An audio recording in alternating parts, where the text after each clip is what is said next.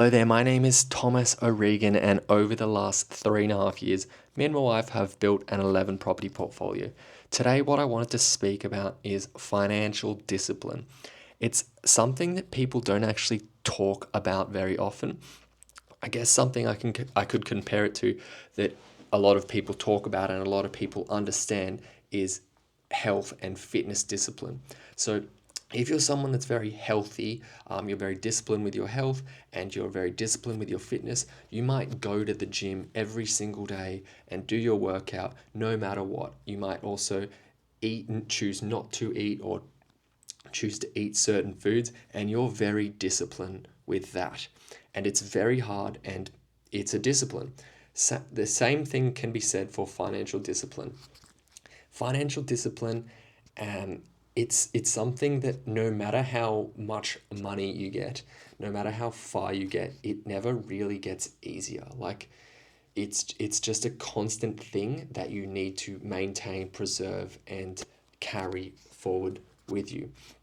Like, for example, if you're someone that is trying to save money and trying to save like $250 a week, doesn't matter what you're trying to save, but let's just say $250 a week, for example, whatever your number is, and you are constantly spending that money every time you are trying to save it, then you are not very financially disciplined. Like, and people might say, oh, it's no big deal. Like, I just got some Maccas, or I just went to the shop and bought a bag of chips, or I just, bought a chocolate bar, or whatever it is. I bought a t-shirt. I needed the t-shirt. I need to spend this money. I can't save it. Like, I had to do it. No. Financial discipline is doing what you say you will do with your money. And generally, financially disciplined people plan what they're going to do with their money. They plan how they're going to save their money. They plan how they're going to use their money, and they plan budgets. And they essentially use their money to make, well, investors have financial discipline, and what they do with their money is they use their money to make more money. That's the point of investing. You're not working. A passive investor isn't working. Well, I mean, everything takes work, right? But they are using money to make more money. That is what I do with my money. I use it to make more money. And to get to that stage, I had to first go through financial discipline, starting from the ground. When I was a kitchen hand, I used to make a small amount of money, and I used to save that money every single week to buy whatever I want with it. And I had to constantly say no to so many things that I could potentially spend my money on. And the better I get at that, the constant discipline, the further I will get. Right now, I'm selling a few properties, and the reason I made this video is because somebody in my circle who's a buyer's agent, they just finished a huge transaction, and they are also someone that they're within the industry and they have the capacity to be an investor, but they're not. But they make a huge amount of money. Like, they just finished a transaction as a buyer's agent, and they profited $400,000. And the first thing they're doing with this money is spending it on going on a holiday.